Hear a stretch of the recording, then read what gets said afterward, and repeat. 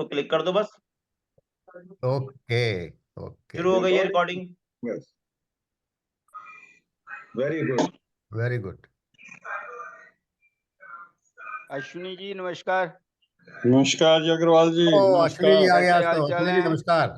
नमस्कार जी, हम क्या आपको हाल है? ऑर्गेनाइज करते साउथ हैं। अफ्रीका गए हुए थे आप, कैसा रहा आपका ट्रिप? बहुत बढ़िया, बहुत बढ़िया।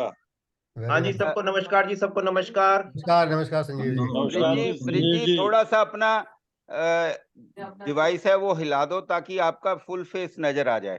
मेरा फुल फेस नजर नहीं आ रहा, ये लो अभी अब अभी देखो। हाँ तेरा भी आ गया, ब्रिज जी का भी आ गया। अभी ठीक है जी। भाई अगर वक्ता पूरा दिखाई ना दे ना हाँ हाँ, मजा तो नहीं वो आता। आधी वक्ता हो जाता है, वक्ता नहीं रहता। हमें हम तो ये आधी सोच वक्ता रहे नहीं चाहिए, हमें वक्ता ही चाहिए। हम तो ये सोच रहे थे सब खड़े हो जाओ ताकि ऊपर से नीचे तक सब कुछ अच्छा से नजर आ जाए। बढ़िया जी। हाँ होली जी। तो अभी अगले हफ्ते है। अरे आप सुनो, आपने रंग होली बिरंगी बातें अभी करनी शुरू कर दी। होली तो एक हफ्ता पहले शुरू हो जाती है। लोगों ने रंग मल भी दिए यहाँ पर। क्या बात है। और शुरू हो गया रंग मलना। और क्या, छोड़ता है कोई? छोड़ता है, जाते जाते रंग ये डालना शुरू कर देते हैं। अमेरिका की एक ना बड़ी टेढ़ी सी बात है, वो हर त्योहार सैटरडे संडे मनाते हैं।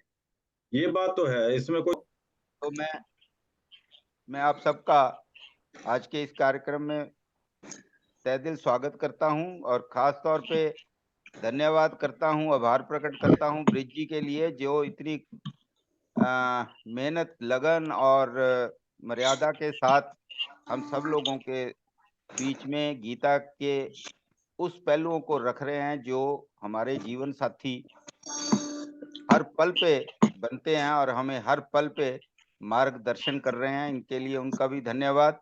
और ब्रिज जी, आपसे अनुरोध है कि आप अपना आज का जो कार्यक्रम है, आज का जो आपने हमारे साथ साझा करना है ज्ञान, उसको शुरू करिए। बहुत बहुत धन्यवाद। थैंक यू राकेश जी, और आप सभी का बहुत बहुत धन्यवाद कि आप लोग इस गीता सेशन में प्रेजेंट हैं।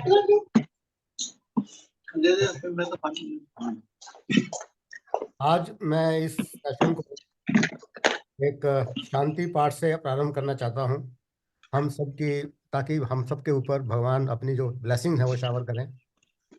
वो शांति पाठ है, ओम सहना भवतु सहनौ भुनक्तु सह वीर्यं करवावहि तेजस्विनावधीतमस्तु मा विद्विषावहि। ओम शांति शांति शांति। पिछले सेशन में हमने श्लोक 41 तक स्टडी किया था और उसमें भगवान ने कर्म योग का कॉन्सेप्ट इंट्रोड्यूस किया था। अभी कर्म योग की व्याख्या उन्होंने नहीं की थी, सिर्फ एक कॉन्सेप्ट इंट्रोड्यूस किया था बेसिकली, कि कर्म योग के करने के क्या लाभ हैं। तो उन्होंने 38 से 41 जो 4 श्लोकों में पहले सिर्फ कर्मयोग के लाभों के बारे में बताया था, और 41 के बाद फिर अभी 42, 43 और 44, उसके बाद जो 3 श्लोक हैं वो हमें वेदों में जो बताया गया है कि जो जिनका जिनको अल्प अल्प ज्ञान है, जिनका ज्ञान पूरा नहीं है, जिनको अल्प ज्ञान है, कहीं से सुन लिया, कहीं से पढ़ लिया, व्हाट्सएप पर आजकल बहुत ज्ञान मिल रहा है, वहां से पढ़कर उनको जो एक ज्ञान होता है उसको बोलते हैं वो अल्प ज्ञान है, उनको पूर्ण ज्ञान नहीं है। उन्होंने वेदों को नहीं पढ़ा है, वेदों के बारे में सुना है, तो उनके लिए जो उन्होंने 3 श्लोक हैं 42, 43 और 44 में, उनके बारे में बताया है कि जिनको अल्प ज्ञान है वो क्या करते हैं। देखिए क्या है कि वेदों में 1 लाख मंत्र हैं और वेदों को 3 भागों में बांटा गया है।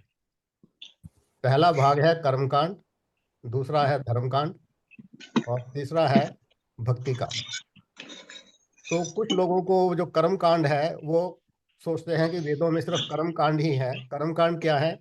जो उन्होंने वेदों में पहले जो धार्मिक अनुष्ठान बताए गए हैं कि कुछ भी प्राप्ति के लिए जो भौतिक सुख प्राप्ति, पुत्र प्राप्ति है, आपको स्वर्ग की प्राप्ति चाहिए, आपको धन चाहिए, पोजीशन चाहिए, तो उसके लिए वेदों के पहले भाग में, जिसका नाम कर्म कांड है, तो उसमें कुछ अनुष्ठानों की व्याख्या की गई है। यज्ञ है जिसमें हवन है, उपवास रखना है, ग्रहों की पूजा है, देवताओं की पूजा है, इस तरह उसको कर्म कांड बोला गया है। तो जिन्होंने स्टडी नहीं किया है, कहीं से सुन लिया, किसी ने बताया, वो सोचते हैं कि ये यही जो है कि पूर्ण ज्ञान है वेदों का। तो उसके बारे में उन्होंने बताया कि वो जो है कर्म करते हैं, उनका जो है कि क्या फल मिलता है। तो ये जो 3 श्लोक हैं, मैं इन 3 श्लोकों को इकट्ठे एक साथ में ही लूंगा। पहले हम इसको अभी इसका उच्चारण करेंगे, इसका चैंटिंग करेंगे। अगर आपके सामने है तो आप उसको मेरे साथ चैंटिंग कीजिए। तो इसका जो है श्लोक 42, 43 और 44। यामिमां पुष्पितां वाचं प्रवदन्ति विपश्चितः वेदवादरता पार्थ नान्यदस्तीति वादिनः। कामात्मान है स्वर्ग परा जन्म कर्म फल प्रदां क्रिया विशेष बहुलां भोगैश्वर्य गतिं प्रति भोगैश्वर्य प्रसक्तानां तथा प्रहित चेतसां व्यवसायात्मिका बुद्धि समाधो न विधीयते। तो हम इन 3 श्लोकों का क्या अर्थ है, अगर ये थोड़ा सा बीच में पीछे से कोई बैकग्राउंड साउंड आ रही है, उसको थोड़ा सा अगर आप म्यूट करें, जिसकी भी आ रही है तो अच्छा रहेगा। संजीव जी सभी को म्यूट हाँ, कर दो। मैं सभी को एक बार म्यूट करता हूँ जी। हाँ, ताकि सिर्फ ब्रिज जी का ही। Yes yes yes yes.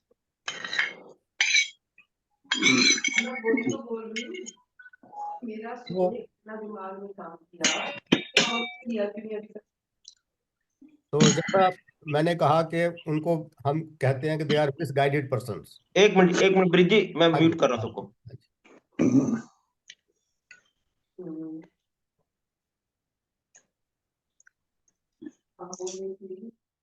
हाँ जी, अब आप शुरू करिए, अनम्यूट करके। हाँ जी, आवाज आ रही यस है सबको? यस यस, हाँ जी। करिए स्टार्ट। तो इन 3 श्लोकों का अर्थ मैं पहले आपको बताऊंगा।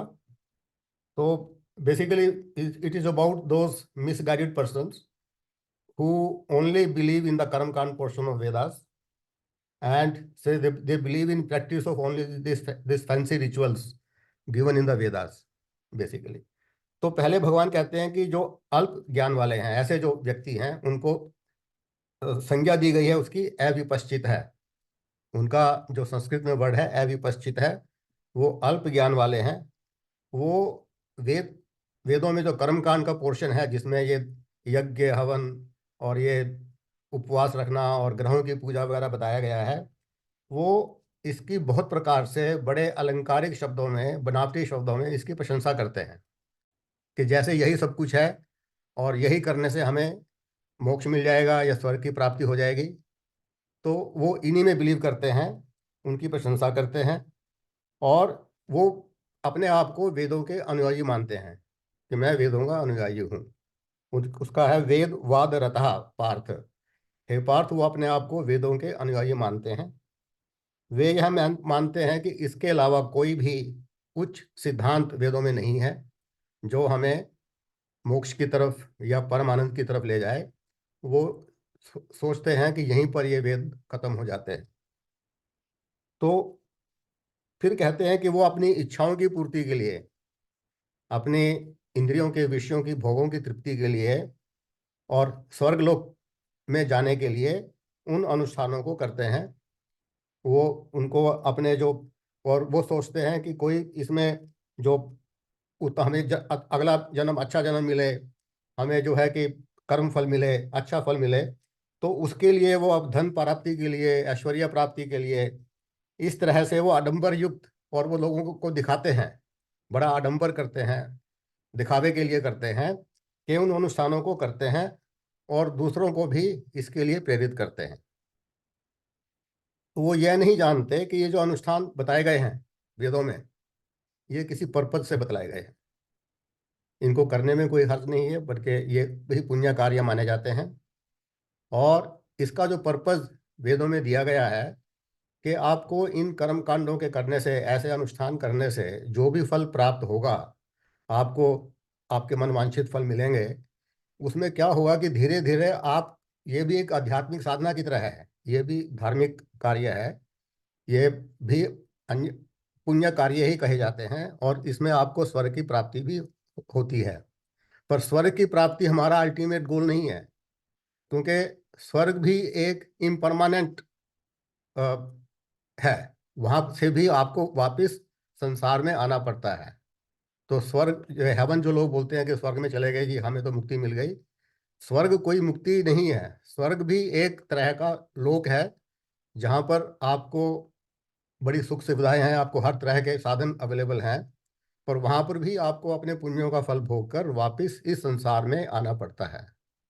आगे भी भगवान बताएंगे कि जो स्वर्ग के देवता हैं वो भी मनुष्य जन्म पाकर संसार में आना चाहते हैं, क्योंकि मनुष्य जन्म में ही, इस संसार में मनुष्य जन्म में ही आपको मुक्ति मिल सकती है, आपको मोक्ष मिल सकता है। तो ये जो स्वर्ग प्राप्ति है या धन ऐश्वर्य प्राप्ति है, ये सब के सब इम्परमानेंट हैं। तो उनको ये नहीं पता कि ये जो कर्मकांड बताए गए हैं, इनका एक पर्पस है।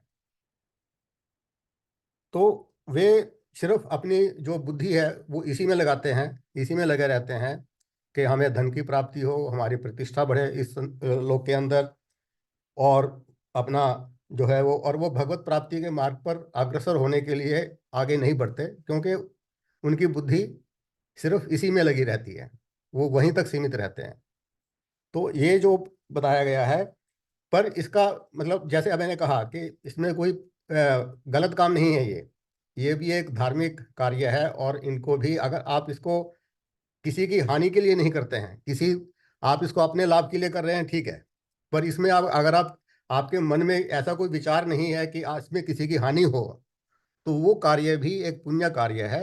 आपको वो, जो जिसके पर्पज के लिए आप वो कर रहे हैं, आपको उसकी प्राप्ति अवश्य होगी, अगर आप उसको इसी भाव से करते हैं, ताकि किसी दूसरे की हानि के भाव से नहीं। वो आप अपने अपने स्वार्थी भाव से कर रहे हैं, पर फिर भी आपको उनकी प्राप्ति जो है कि होती है। तो ये इसी तरह से है वेदों में। अब ये सबसे पहले इन्हीं का वर्णन किया गया है।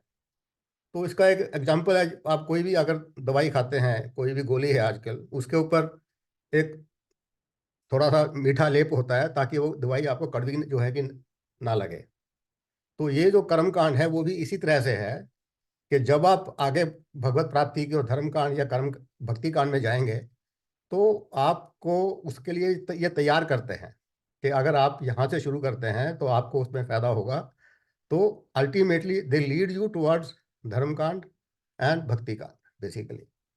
तो इसका वर्णन करने के बाद अब भगवान जो उसका जो धर्म कांड है, आगे हम अगर बढ़ते हैं, तो धर्म कांड में क्या है कि धर्म कांड के अंदर 3 गुणों का वर्णन है।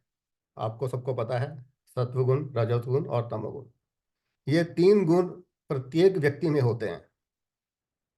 सत्वगुण is the quality of goodness, रजस गुण is the quality of passion, कि आप में पैशन है काम करने का, अपनी इच्छाएं प्राप्ति का।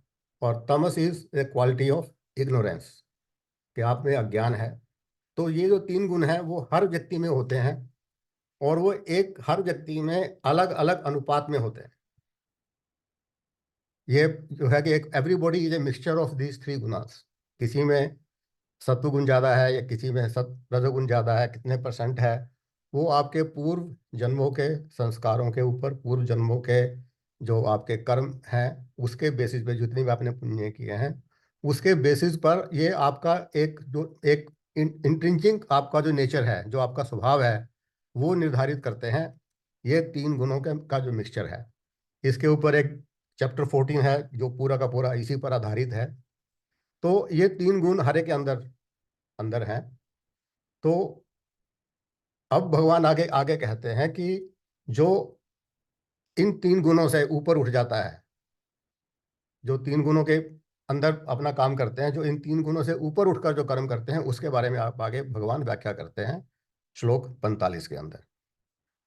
तो हम श्लोक 45 को आगे लेंगे। श्लोक 45 में कहते हैं, त्रैगुण्य विषया वेदा निस्त्रैगुण्यो भव अर्जुन, निर्द्वंद्वो नित्य सत्वस्थो निर्योग क्षेम आत्मवान।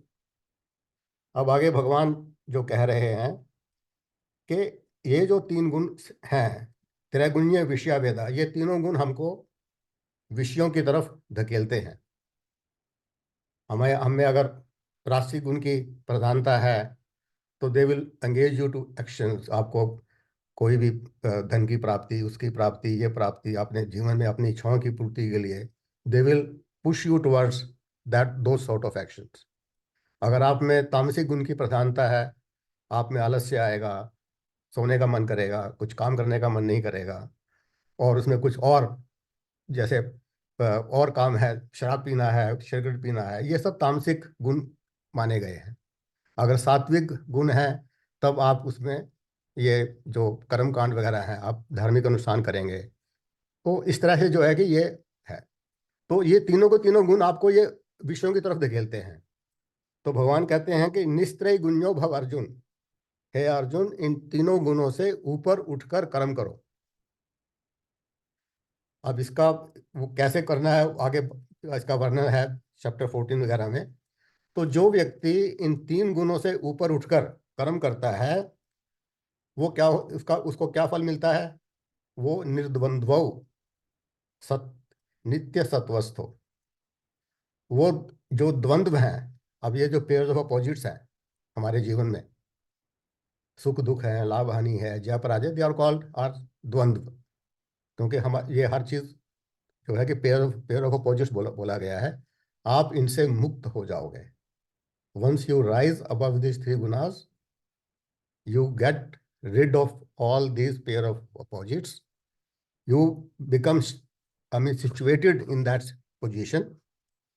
और उसमें फिर भगवान ने वर्ड यूज किया, निर्योग क्षेम आत्मवान, कि आप जो है कि उस जब आप स्थिति के अंदर जब आप पहुंच जाते हैं तो आपको जो है कि उसके जो आधार पर जो आपको फल मिलता है, आप एक आत्मज्ञान प्राप्त करोगे। निर्योग क्षेम आत्मवान, आप आत्मज्ञानी बन जाओगे धीरे धीरे करके।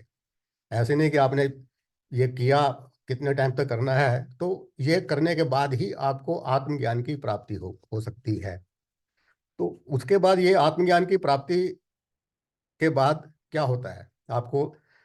अब जो व्यक्ति मान लो तीनों गुणों से ऊपर उठकर काम करता है और उसको वो पूरे इन सब से ऊपर मुक्त हो गया, अपने सभी के सभी पेयर्स ऑफ अपोजिट से, सुख दुख लाभ हानि वगैरह से, उसको आत्मज्ञानी बोला गया। तो आत्मज्ञान जो जिसको प्राप्त हो गया, अब उसकी क्या स्थिति है उसके बारे में अगले श्लोक में भगवान व्याख्या करते हैं। तो श्लोक 46 हम अभी लेते हैं। यावानर्थ उदपाने सर्वतः संप्लुतोदके, तावान सर्वेषु वेदेषु ब्राह्मणस्य विजानतः। यावान अर्थ, यावान अर्थ का मतलब है जिसको पानी की आवश्यकता है। अगर आपको पानी की आवश्यकता है, आप किसी पानी के सोर्स के पास ही जाओगे पानी की अपनी कमी पूरी करने के लिए। तो अगर आप पानी की कमी पूरी करने के लिए, जिस प्रकार आप मान लो आप किसी झील के पास, किसी बड़े रिजर्वायर के पास पहुंच जाते हैं, उसको है संप्लुतोदके। संप्लुतोदके का अर्थ है बड़ी, एक very big reservoir of water. If you go for to meet your needs of water, if you reach that reservoir or big reservoir of water, then you don't need a small like कुआं या कोई pump वगैरह मिल जाए आपको, then you don't need those small reservoir which is called udpane.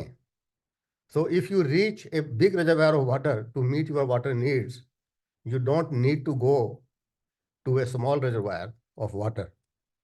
तो इसी प्रकार भगवान कहते हैं कि जिन्होंने वेदों में बताए गए धर्म कांड में परम सत्य को जान लिया है, उसको वर्ड यूज किया जो ब्राह्मणस्य बन गए हैं। ब्रह्मणस्य, कि जिन्होंने परम सत्य को जान लिया है वेदों में बताए गए मार्ग से, फिर क्या होता है कि उसको भौतिक संपदा प्राप्त करने के लिए जो कर्म कांड में अनुष्ठान बताए गए हैं उसकी जरूरत नहीं पड़ती। देखो कितनी बड़ी गुड बात बात बताई है कि एक बार अगर आपको ये ज्ञान प्राप्त हो गया, आपका जो मन है वैराग्य में पहुंच गया, आपको ध्वन सुख ये इन सब से आपका मन वैराग्य में हो गया, आपको ज्ञान प्राप्त हो गया, दैट इन दैट सिचुएशन ये जो पूजा पाठ वगैरह है इसका कोई मीनिंग नहीं रह जाता, आपको इसकी कोई जरूरत नहीं पड़ती। आपने कई बार देखा भी होगा जो चिन्मय मिशन में जो गुरु हैं, संत महात्मा हैं, अब वो उनको जैसे कहते हैं कि उनको आत्मज्ञान प्राप्त हो गया है, तो वो जो है कि हवन यज्ञ वगैरह उनको करना कोई जरूरी नहीं है उनके लिए, तो उसकी जरूरत जो है कि वो नहीं पड़ती है। This is the message what lord Krishna has conveyed in this shloka. तो बेसिकली क्या है, ये जो स्क्रिप्चर हैं हमारे, they are the necessary means to reach our goal, but they are not the end. These scriptures are meant to lead us to the spiritual path. And once our goal is achieved, when we reach that stage, then these Vedas, they serve no purpose to us. Because then you become an Atmagyani. So once you realize the Paramatman, then there is no need to perform all these rituals, basically Vedic rituals. So this is the message conveyed in this श्लोक। तो क्योंकि ये जितने भी आपको जो कर्म कांड में बताए गए हैं वो सब के सब जो आपको प्राप्त होता है वो सब जो है कि टेम्परेरी हैं, they are not permanent. But once you reach that stage, what you get the परमानंद और दिस, दैट इज परमानेंट। उसके बाद फिर आपको कुछ भी प्राप्त करने की इच्छा नहीं रहती। That's the message conveyed in this. अब ये यहाँ तक, अब भगवान आगे कर्म योग के बारे में डिटेल में with logic with scientific reasons कर्म योग के बारे में बताना शुरू करते हैं श्लोक 47 से। अभी तक तो उसकी सिर्फ बैकग्राउंड बताई गई है, तो ही हैज जस्ट गिवन, उसकी भूमिका बताई गई है और उसकी बैकग्राउंड बताई गई है। अब श्लोक 47 से लेके 53 तक वो कर्मयोग के बारे में विस्तार से भगवान बताते हैं। तो हम अभी श्लोक 47 लेंगे। श्लोक 47 जो है कि आई थिंक पूरी गीता का एक बहुत ही इम्पोर्टेंट, बहुत ही प्रचलित, बहुत ही प्रसिद्ध और फेमस जो एक श्लोक है कर्मयोग के ऊपर। और इसके जो व्याख्या की गई है, कई जगह कमेंट्री जो मिलती है, कई बुक्स में जो मैंने भी पढ़ा है, कईयों में बड़ी इसकी व्याख्या भी गलत की गई है, जिससे लोगों के मन में भ्रम उत्पन्न हो जाता है कि भगवान, इसका सबसे बड़ा है भगवान कहते हैं कि भगवान ने कहा है इच्छा किसी भी फल की इच्छा मत करो और कर्म करो। पर ऐसा भगवान ने गीता में कहीं नहीं कहा है कि बिना इच्छा के कर्म करो। कोई भी कर्म अगर आप करते हैं, आप बिना इच्छा, इसमें कोई इच्छा तो आपके मन में जरूर होगी। बिना इच्छा के, वैसे तो एवरी एक्शन जो आप कुछ करते हैं वो भी एक बैठे हैं या खड़े हैं वो भी एक कर्म है, पर अगर आप कोई भी कार्य करते हैं तो किसी इच्छा से ही करते हैं। तो भगवान ने ये नहीं कहा कि इच्छा मत करो। तो इसका जो एक सही अर्थ है, मैं पहले श्लोक को पढ़ूंगा और उसके बाद इसको एक्सप्लेन करेंगे कि इसका सही मीनिंग, सही अर्थ क्या है। इसको बड़े ध्यान से आपको जो है इसको चिंतन करना पड़ेगा, क्योंकि ये बहुत ही इंपॉर्टेंट श्लोक है। कर्मण्येवाधिकारस्ते मा फलेषु कदाचन मा कर्म फल हेतुर्भू मा ते संगोस्त्व कर्मणि। एक सिंपल, अगर मैं एक सेंटेंस के अंदर इसका जवाब आपको दूं, your right is to work only but not to the fruit thereof. Neither the fruit of action be your motive, nor you should resort to inaction. ये चार बातें इसमें बताई गई हैं इस श्लोक के अंदर। कर्मण्येवाधिकारस्ते, कि आपका जो अधिकार है वो कर्म करना है। आप सिर्फ यहीं तक सीमित है आपका अधिकार, ये आपके कंट्रोल में है कि आप कर्म करें ना करें, कैसे करें और कितना करें, ये आपके अधिकार में है। कर्म करना आपके अधिकार में है। मा फलेषु कदाचन, उस पर तू जो कर्म फल है उसके ऊपर आपका अधिकार बिल्कुल भी नहीं है। अब आप कोई भी अगर कर्म करते हैं, मैं कर्म करता हूँ, मैं अपने ऑफिस में जा रहे हैं कि मेरे को प्रमोशन मिलेगा या मेरे को सैलरी बढ़ जाएगी, वो आप इच्छा से वो कर रहे हैं, ठीक है, पर वेदर वो कर्म जो फल है आपकी इच्छा अनुसार होगा या नहीं होगा, वो आपके अधिकार में नहीं है, वो आपके कंट्रोल से परे है। तो माँ फलेषु कदाचन है, आपका अधिकार कर्म फल पर नहीं है, आपका अधिकार कर्म करने पर है।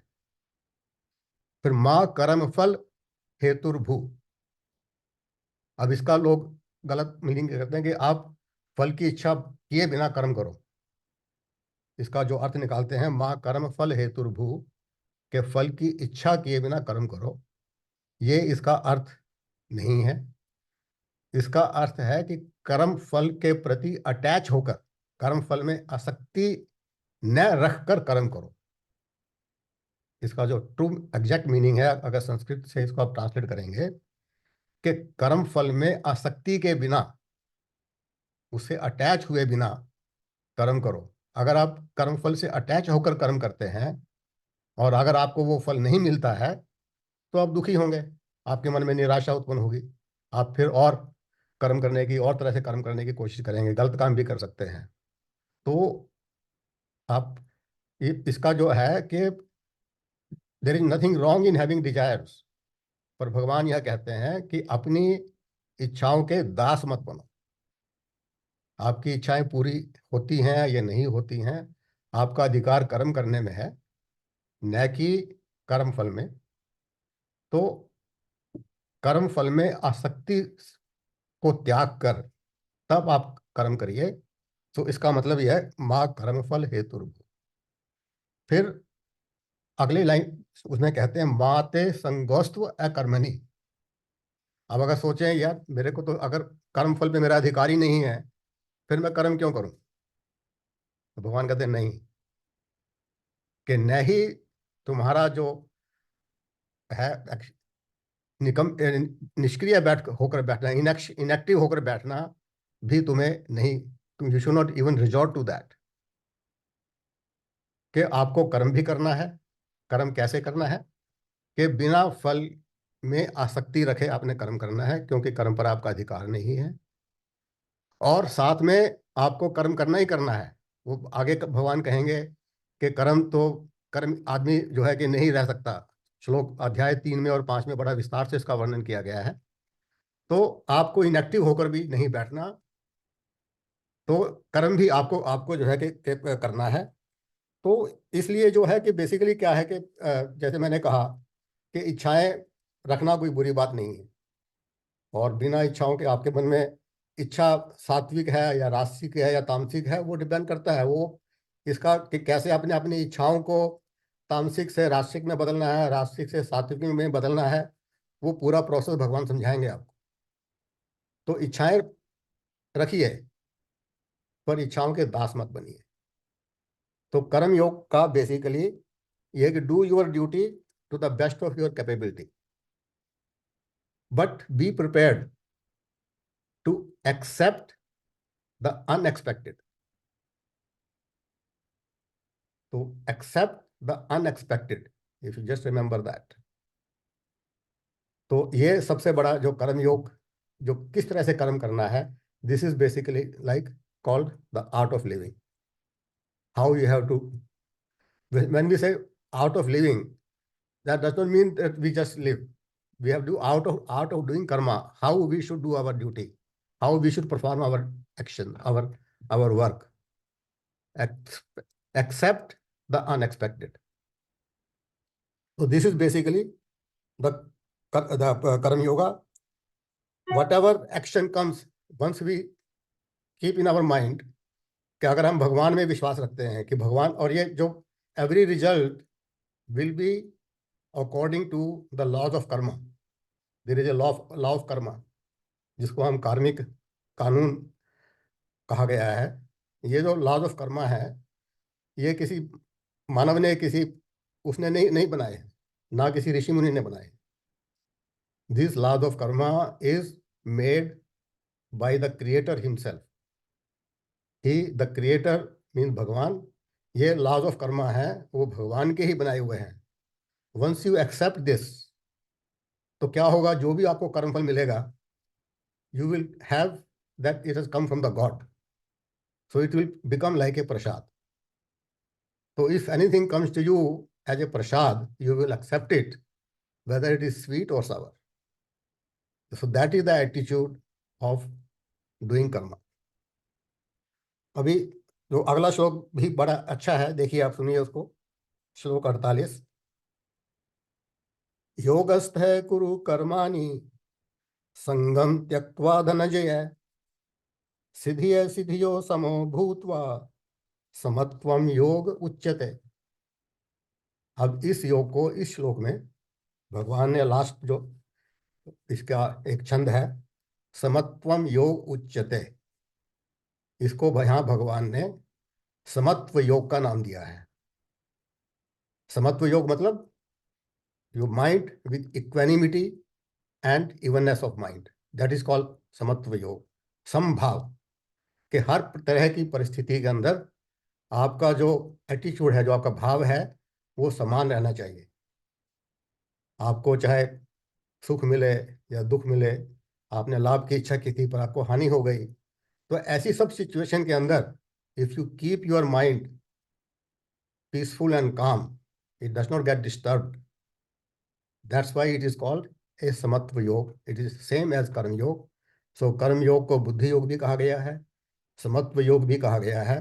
तो इस श्लोक में भगवान ने इसको समत्वम योग उच्यते, ये समत्व योग है. तो उसमें कहते हैं कि अगर आप इस योग में, कर्म योग में, योगस्थ है कुरु कर्माणि, अगर आप कर्म योग में स्थित होकर कर्म करते हैं to the best of your ability, संगम त्यक्त्वा धनंजय, हे अर्जुन, संगम त्यक्त्वा, कर्म फल में आसक्ति को त्याग कर. Again Shri Krishna has repeated in different words संगम त्यक्त्वा, इसका अर्थ है कर्म फल में आसक्ति को त्याग कर.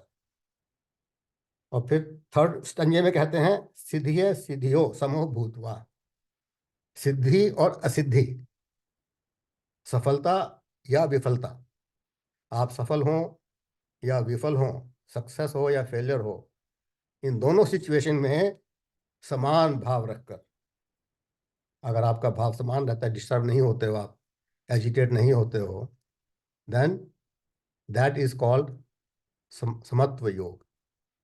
तो दिस इज अनदर श्लोक. हर एक के जीवन में कठिनाइयाँ आती हैं, परिस्थितियां अनुकूल भी आएंगी, प्रतिकूल भी आएंगी, ये हर एक के जीवन में होता है. We all go through all this sine curves and up and down in our life, but in every situation, if we remain calm, our mind is in equanimity with the situation, then you will feel happy. So this is the कर्म योग का जो second श्लोक है. अब उसके बाद फिर कर्म योग के ऊपर ही है श्लोक नंबर 49. दूरेन यवरम कर्म बुद्धि योगा धनंजया बुद्धौ शरणम अन्विच्छ कृपणा फल हेतुआ. अब इसका भी देखो बढ़िया, बहुत बड़ा इसका भी है. तो what is your, should be your motive behind doing any duty. वो मोटिव क्या आपका होना चाहिए जब भी आप कोई कार्य करते हैं, उसके पीछे का जो मोटिव है, अगर उसके पीछे का मोटिव है समाज सेवा, दूसरों के लिए लाभ के लिए, स्वार्थ भाव नहीं है, और अगर ये उद्देश्य है आपका, तो दैट बेसिकली आपको आंतरिक सुख मिलेगा, आपको आंतरिक आनंद होगा. अगर आप किसी भी, ये आई थिंक आप सबने भी एक्सपीरियंस जो है कि किया होगा, अगर आप उसी को पर्सनल मोटिव से जो है कि करते हैं, तो वो आपके दुख का कारण बनता है. इस श्लोक का एक छोटा सा जो मतलब यही है. अब इसको हम देखेंगे, इसका अर्थवाइज. दूरेन ही अवरम कर्म, कि कर्म के अंदर अपने निजी स्वार्थ भाव को दूर रखकर, दूरेन ही अवरम कर्म, अपने स्वार्थ भाव को दूर रखकर कर्म करो. अपने स्वार्थ भाव को त्याग कर कर्म करो। बुद्धि योगात, और इस अपनी बुद्धि को इस योग में लगाकर के कर्मों का जो फल है वो भगवान को प्रति समर्पण करके, अपनी इंटेलेक्ट को भगवान, आपका हमेशा भगवान का चिंतन मन में होना चाहिए। इसका मतलब ये नहीं कि आप ध्यान में जाकर बैठ जाए, आप जो जो भी कर्म कर रहे हैं अगर भगवान आपके ध्यान में रहेगा, it will become a natural phenomena in you that you always keep God in your mind. बुद्धौ शरणम अन्विच्छ, इसका भी यही अर्थ है कि भगवान के प्रति पूर्ण समर्पण। ये बुद्धौ शरणम तो बहुत फेमस आपने लोगों ने सुना होगा, जो उसने बुद्धा ने फेमस किया था। तो इसमें गीता में भी है बुद्धौ शरणम अन्विच्छ, कि भगवान को अपना पूर्ण समर्पण की भावना से अपना कार्य करिए। कृपणा फल हेतु है, जो फल की कामना से कर्म करते हैं, जो फल की कामना का मतलब जो फल की कामना में आसक्ति रखकर कर्म करते हैं, उनको यहाँ भगवान ने कृपणा कहा है। कृपणा का अगर डिक्शनरी मीनिंग देखें तो उसका अर्थ है कि वो कंजूस है, कि वो सिर्फ अपने ही लाभ के लिए कर रहे हैं, उसमें दूसरे का कोई नहीं सोच रहे हैं। तो उनको भगवान ने कंजूस कहा है कि वो केवल अपनी इंद्रियों के विषय भोगों के लिए ही कर्म कर रहे हैं, इसलिए इसको भगवान ने कृपणा यहाँ पर कहा है। So any work which you do with selfish motive, इसका जो अर्थ है basically is far inferior to that done with the attitude of selfless attitude. तो जो आप काम अगर सेल्फिश भावना से करते हैं, ये बहुत इंफीरियर है as compare to if you do the work with selfless motive. तो अभी अगेन जो श्लोक 50 है वो भी इसी कर्मयोग पर ही है। बुद्धि युक्तो जहातीह उभे सुकृत दुष्कृते तस्माद् योगाय युज्यस्व योग है कर्मसु कौशलम। बड़ा ब्यूटीफुल श्लोक है ये भी। इसमें भगवान ने अंत में इसमें कहा है योग है कर्मसु कौशलम, के योग में इस में स्थित होकर जो एक कर्म किया जाता है, that is called that you are expert, you have become perfect in performing your actions. कुशलता आपको प्राप्त होती है। तो बुद्धि युक्तो जहाती है, जब आप समभाव से युक्त होकर कोई भी कार्य करते हैं, जहाती है का अर्थ है आप इसी जन्म में मुक्त हो सकते हैं। इस योग में लगकर अगर आप काम कर रहे हैं तो आपको इसी जन्म में मुक्ति मिल सकती है। उभे सुकृत दुष्कृते, के दोनों जो अच्छे भी हैं या बुरे कर्मफल, जो भी चाहे आपको कर्मफल अच्छा मिले या बुरा मिले, उभे सुकृत दुष्कृते, दोनों सिचुएशन के अंदर एक समान भाव रखकर आप कर्म कर रहे हैं तो आपको इसी जन्म में मुक्ति मिल सकती है। फिर इसलिए भगवान कहते हैं तस्मात् योगाय युज्यस्व, इसलिए है अर्जुन तुम इस योग का प्रयास करते रहो। तो इसी कर्म योग के प्रयास में लगे रहो लगातार। जब आप ऐसे लगातार इसका प्रयास करते रहेंगे, you will reach the stage of योग है कर्मसु कौशलम। You will become the expert in performing your actions. अब ये योग है कर्मसु कौशलम का जो अर्थ है बेसिकली ये बड़ा इंपॉर्टेंट है, क्योंकि वो कैसे है, how you become so expert. You must have seen, कोई भी अगर डॉक्टर है वो अपने बच्चे, अगर कोई सर्जरी करनी है वो अपने बच्चे के ऊपर, अपने किसी के ऊपर परफॉर्म खुद नहीं करेगा। He will go to some other expert, he will not do surgery on his own child. Why? देखिए, जब डॉक्टर कोई ऑपरेशन करता है किसी भी जो भी पेशेंट आता है उसके पास, he does not know him, he has no attachment towards him. चाहे वो ऑपरेशन सक्सेसफुल हो, अनसक्सेसफुल हो, रोगी ठीक हो या ना हो, या उसकी डेथ भी हो जाती है, उसमें उसका कोई अटैचमेंट नहीं है और ना ही उसको कोई फर्क पड़ता है। तो वो, क्योंकि जब वो इस भाव से कर्म उसको अपना ऑपरेशन करता है तो वो अपना, उसका हाथ पैर नहीं कांपेगा, वो आराम से ऑपरेशन करेगा, क्योंकि वो उसके रिजल्ट से अटैच नहीं है। परंतु अगर मान लो उसके सामने जो पेशेंट है, अगर पता लग जाए कि वो मेरा अपना बेटा है, तो वो उसके रिजल्ट से अटैच हो जाता है, क्योंकि अगर ये सक्सेसफुल नहीं हुआ तो ये हो जाएगा। तो जब वो अगर ऑपरेशन करता है, उसके हाथ पैर कांपेंगे, he won't be able to do the best what he is supposed to, because he is already a very good surgeon. So that's why he does not do operation himself. So this is called yoga karamsu kaushalam, के without attachment to the results, अगर आप कर्म कर रहे हैं, ऐसा कर्म करने से you become reach the stage of perfectness in कर्म योगा।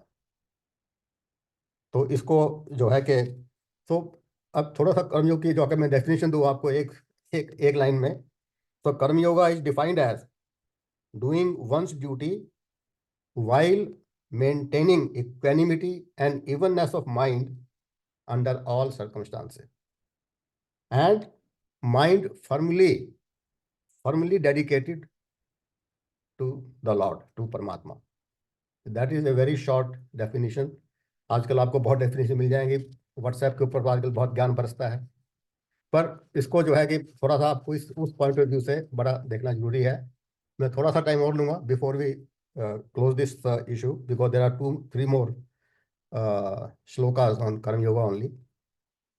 कर्मयोग के ऊपर जो एक लास्ट श्लोक 51 जो है, कर्मजम बुद्धि युक्ता ही फलम त्यक्त्वा मनीषिणः जन्म बंध विनिर्मुक्ता पदम गच्छन्त्यनामयम्। कर्मजम बुद्धि युक्ता ही, जो ये सकाम कर्म जिनको बोला गया, जिनको आप जो ये जब तब और ये यज्ञ हवन वगैरह करते हैं, इसको बोलते हैं, इनको बोला जाता है सकाम कर्म।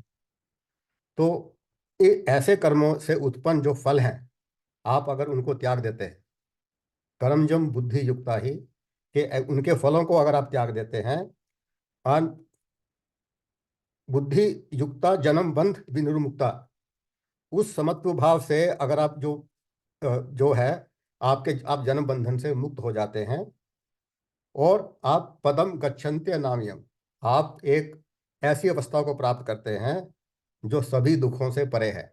अनामयम, कि वहां पर आपको आपके दुखों का पूरा अंत हो जाता है। Once you reach that stage, इस तरह से कर्म करने से you reach a stage of free from all sorrows, that's called a state of परमानंद। तो इस प्रकार जो आपने अभी 11 से 51 श्लोक में भगवान ने पहले आत्मज्ञान का उपदेश दिया, अब फिर कर्मयोग का उपदेश दिया। इस तरह से ये जो है कि स्टेट दिए कि you reach that stage is called a divine blissful state, you will reach that state.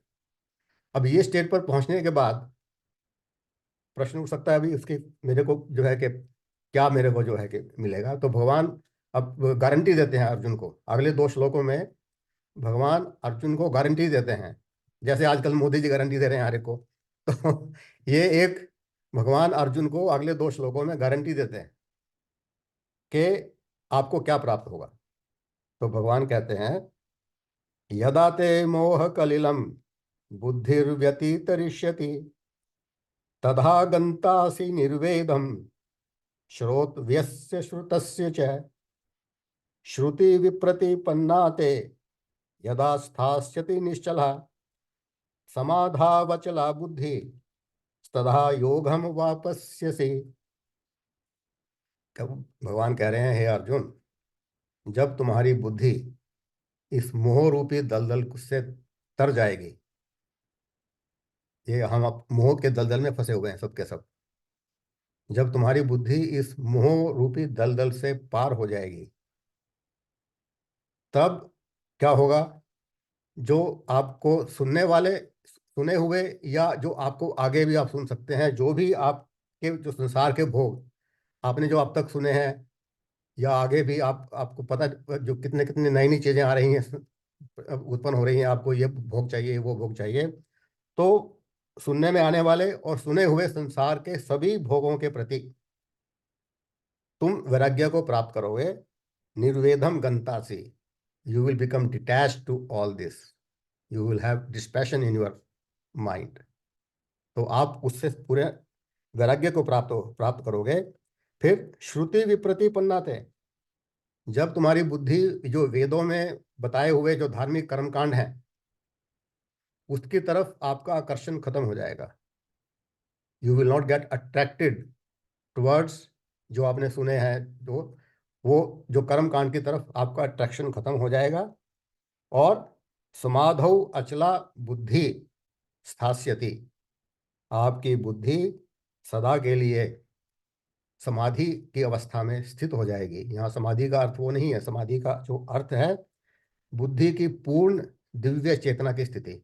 आपकी जो बुद्धि है, आपका जो इंटेलेक्ट है, वो दिव्य भगवान के जो डिवाइन कॉन्शियसनेस है, अपनी जो आत्मा है, उसमें बुद्धि आपकी स्थित हो जाएगी। You will reach a state of, and that state is called स्थित प्रज्ञ।